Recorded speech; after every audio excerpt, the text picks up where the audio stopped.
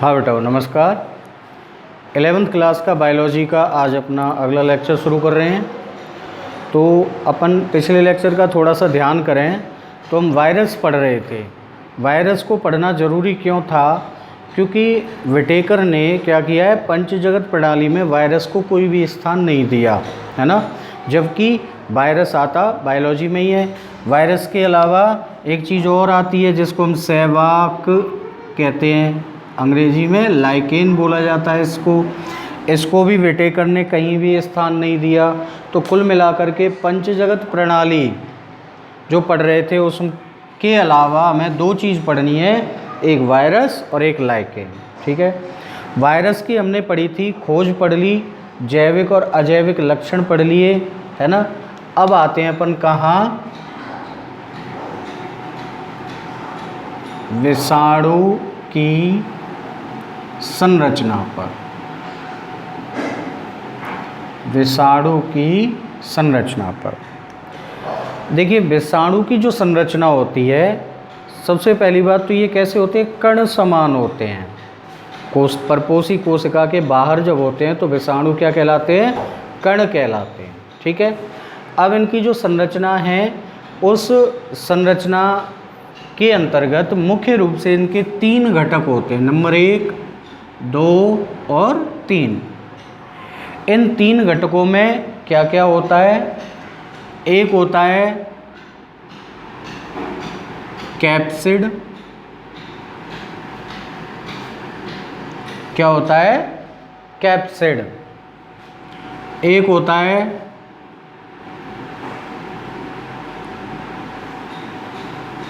आनुवांशिक पदार्थ और एक होता है आवरण। तीन चीज़ें होती हैं, कैप्सिड, आनुवांशिक पदार्थ और आवरण। यदि हम कुछ विषाणुओं की जैसे चित्र बनाएं तो जैसे एक हम विषाणु होता है जीवाणु भोजी, बैक्टीरियोफेज कहते हैं। ये किसको संक्रमित करता है? जीवाणुओं को। इनकी स्ट्रक्चर अगर आप देखोगे तो इस तरीके की रहती है।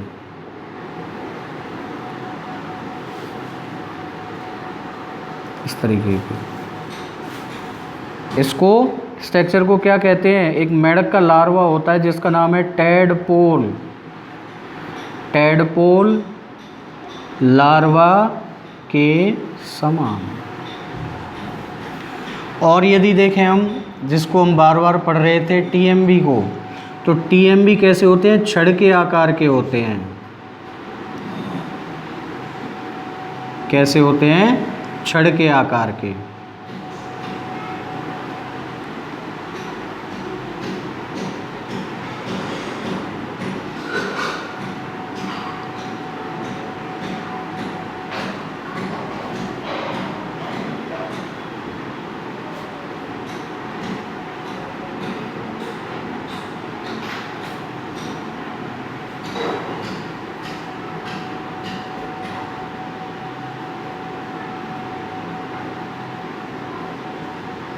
तरीके के लंबाई में। तो ये अलग अलग संरचना है, लेकिन इनमें यदि हम भागों के नाम लिखें तो ये इसका क्या है? आरएनए। जो जैसे ये छड़ मान लें हम तो खोखली होती है छड़, और इसमें आरएनए जैसे स्प्रिंग डाल दें अंदर, क्या डली रहती है? स्प्रिंग। उस तरीके से स्प्रिंग नुमा कुंडलित आरएनए अंदर रहता है।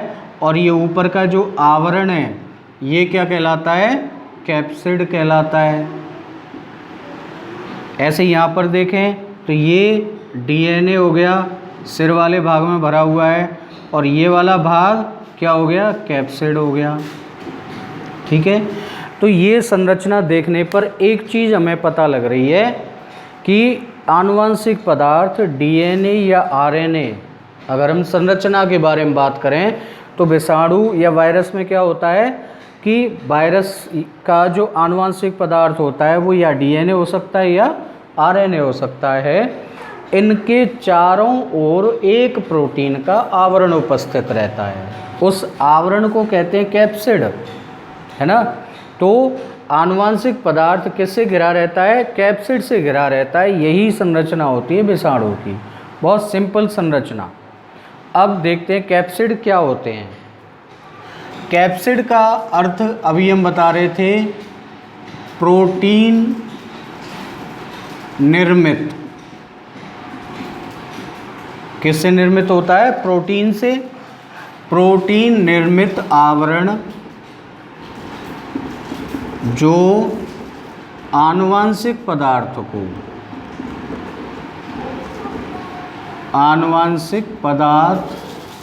को घेरे रहता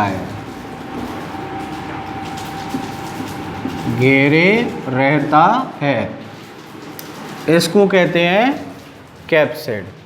आगे कैप्सिड जो संरचना है वो इस पूरे आवरण को हम कैप्सिड कह रहे हैं, लेकिन आप ध्यान दो इसमें छोटी छोटी इकाइयां हैं जिनसे मिलकर के ये पूरा कैप्सिड निर्मित होता है। तो दूसरा पॉइंट कैप्सिड में ही, इसको हम यदि पहला पॉइंट मान रहे हैं, दूसरा क्या होगा? कैप्सिड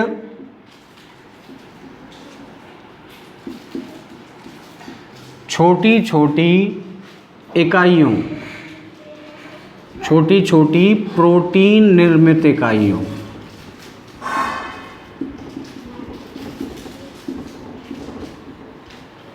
प्रोटीन से निर्मित इकाइयों द्वारा बना होता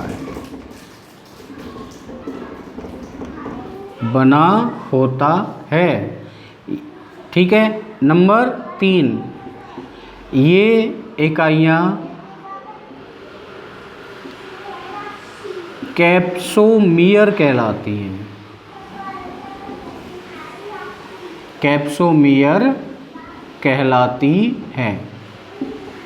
ठीक है।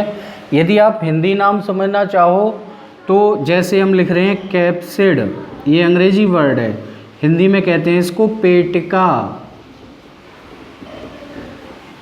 क्या कहते हैं? पेटिका। पेटिका का अर्थ होता है पेटी। पेटी का मतलब जिसके अंदर कुछ बंद कर दें अपन।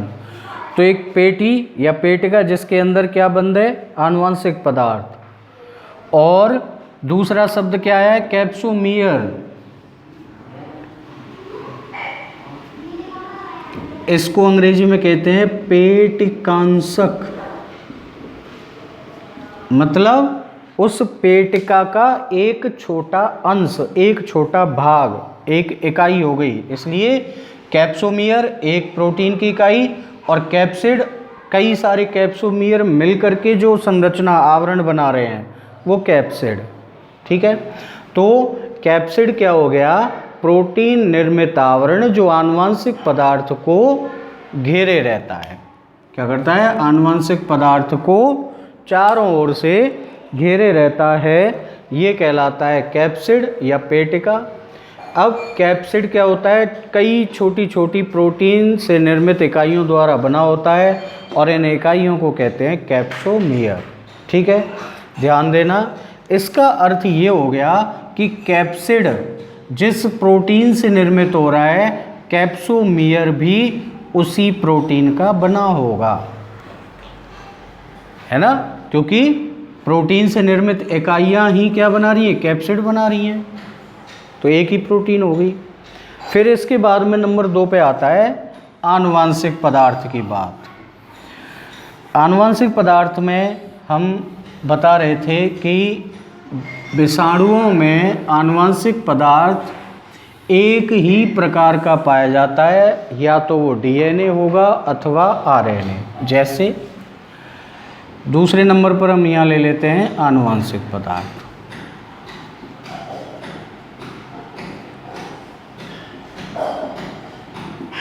इसके लिए सबसे पहली लाइन लिखेंगे हम,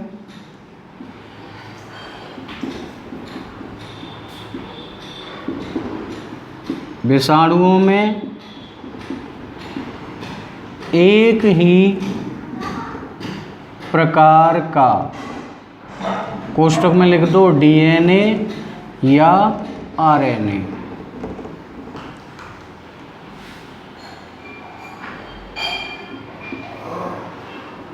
आनुवांशिक पदार्थ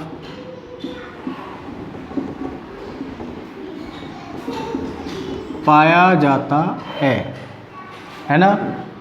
अब हमने ये तो लिख दिया कि केवल एक ही प्रकार का या तो डीएनए होगा उसमें या आरएनए होगा, लेकिन ये हमें पता लगाना है कि किन में डीएनए होता है और किन में आरएनए होता है। तो अब सेकंड पॉइंट, सभी पादप विषाणु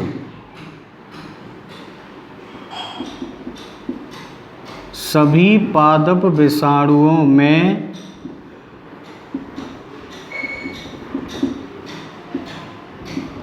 आनुवांशिक पदार्थ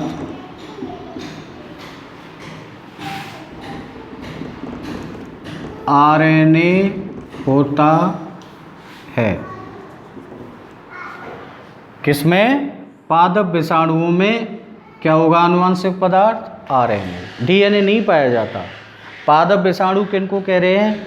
वे विषाणु जो पादपों को संक्रमित करते हैं, वे विषाणु जो पादपों में रोग उत्पन्न करते हैं, उन सभी में आनुवांशिक पदार्थ क्या होता है? आरएनए होता है। जैसे उदाहरण लें हम, अभी हमने चित्र बनाया था किसका? टीएमबी का। क्या पाया जाता है? आरएनए। कैसा पाया जाता है? कुंडलित, है ना। तीसरा पॉइंट, सभी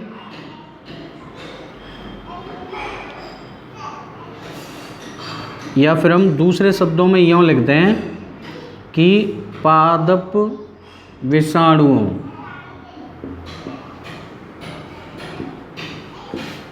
को छोड़कर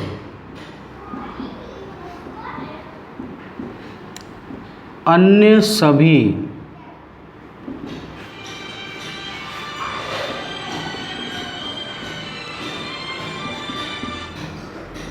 विषाणुओं में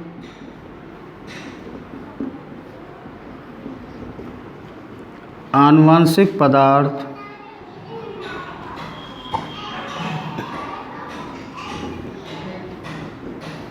डीएनए पाया जाता है। अब यहाँ एग्जाम्पल किसका ले सकते हैं? जैसे एक ले लिया हमने उदाहरण, पॉक्स वायरस। पॉक्स रोग किस में उत्पन्न होता है? एनिमल्स में। एक और अभी एक चित्र बनाया था हमने किसका? जीवाणु भोजी का, जिसको कहते हैं बैक्टीरियोफेज। क्या बनाया था उसमें हमने? सिर वाले भाग में टेडपोल लार्वा के समान अभी जो डायग्राम बनाया था, ये किसका है? बैक्टीरियोफेज का, जीवाणु भोजी का, जिसके सिर वाले भाग में डीएनए भरा होता है। तो ये हम यहाँ से ध्यान रखना है हमें कि जितने भी प्लांट वायरस हैं, पादप विषाणु, आनुवांशिक पदार्थ क्या रहेगा? आरएनए रहेगा। और पादप विषाणुओं को छोड़कर अन्य सभी में आनुवांशिक पदार्थ क्या रहता है? डीएनए रहता है। ठीक है, तो ये आनुवांशिक पदार्थ हो गया। अब अपन आते हैं तीसरे बिंदु पर। जो तीसरा था, क्या था? यहाँ लिख देते हैं, एक शब्द लिखा था हमने, आवरण।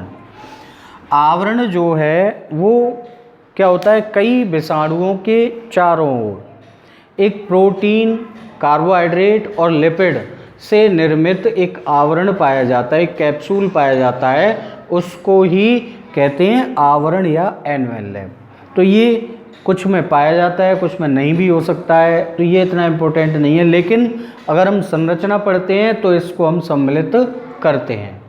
बाकी संरचना की दृष्टि से दो चीज़ें इम्पोर्टेंट होती हैं। एक तो अभी पहले नंबर पर पढ़ा था हमने कैप्सिड, और दूसरे नंबर पर पढ़ा है हमने आनुवांशिक पदार्थ। ठीक है बेटा, तो ये क्या है? इसकी संरचना है। इसमें हम टीएमबी का उदाहरण ले सकते हैं डायग्राम के रूप में, अभी बनाया था हमने। बैक्टीरियोफेज का उदाहरण ले सकते हैं इसमें। ठीक है, अब इसमें क्या होगा कि जो विषाणु कण होते हैं उनको वायरियन कहा जाता है। जैसे जब विषाणु परपोषी कोशिका के अंदर होता है तब तो कहते हैं उसको वायरस, और जब परपोषी कोशिका के बाहर होता है तब कहते हैं वायरियन। ये ध्यान रखना है। इसमें लिख दो परपोषी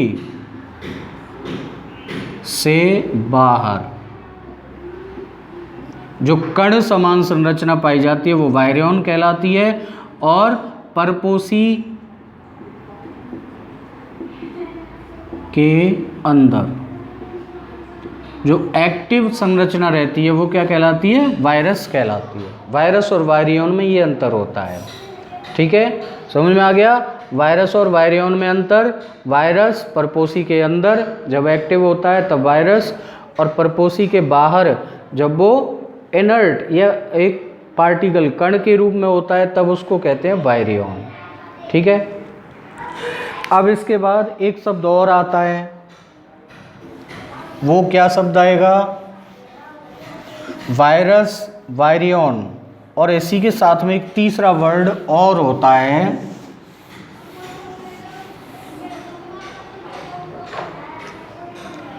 उसको कहते हैं वायरियोइड्स। वायरियोइड, वायरियोइड का क्या अर्थ हो गया, वायरियोइड का अर्थ होता है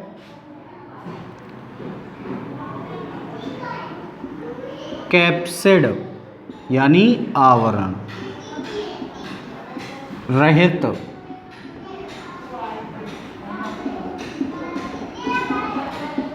विषाणु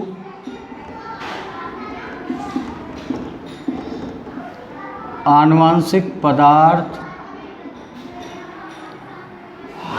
जो रोग उत्पन्न कर सके, ये कहलाता है वायरियोइड। 3 शब्द हो गए, फिर से ध्यान दो, वायरस, वायरियन और वायरॉइड। वायरॉइड क्या हो गए, कैप्सिड यानी आवरण रहित विषाणु आनुवांशिक पदार्थ जो रोग उत्पन्न कर सके। इसकी जो खोज है वो एक डायनर नाम के वैज्ञानिक हैं, इन्होंने की है वायरॉइड्स की खोज। ठीक है, अब ये विषाणु रहित आनुवांशिक पदार्थ, ये डीएनए भी हो सकता है और आरएनए भी हो सकता है, लेकिन ये डीएनए और आरएनए जो आनुवांशिक पदार्थ है जो कैप्सिड या आवरण रहित होते हैं वो कैसे होंगे, कम अणुभार वाले होते हैं। ठीक है, और वो क्या कर सकते हैं, रोग उत्पन्न कर सकते हैं, संक्रमित कर सकते हैं, तो ऐसी संरचना कहलाती है वायरियोइड। फिर से इन 3 वर्ड में अंतर रखिए, इन 3 वर्ड में अंतर कन्फ्यूजन पैदा करने वाला है, कन्फ्यूजन हो जाती है, वायरस, वायरियन और वायरियोइड। ये आपको कहीं कहीं क्लियर मिलेगा, बाकी ज़्यादातर इसमें अंतर नहीं बताते हैं और मतलब दिक्कत रहती है। तो आप हमेशा ध्यान रखिए, यदि विषाणु कहाँ पर है, परपोषी के अंदर, मतलब कैसी अवस्था है ये, सक्रिय अवस्था, तब वायरस। वायरियन जब विषाणु कहाँ हैं, परपोषी से बाहर, मतलब निष्क्रिय।